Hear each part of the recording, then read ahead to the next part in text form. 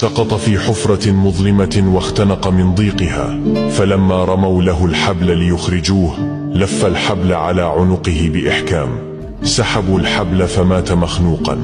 قد يتبادر إلى الذهن أنه شخص مجنون.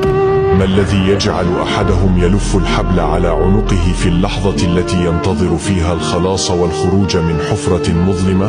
لا عجب، هذا بالضبط حال من إذا ضاق به أمر أو أظلمت حوله الحياة هرب إلى المعاصي متوهما أنها قد تنفس شيئا من ضيقه، وهي لا تزيده إلا ضيقا واختناقا وموتا.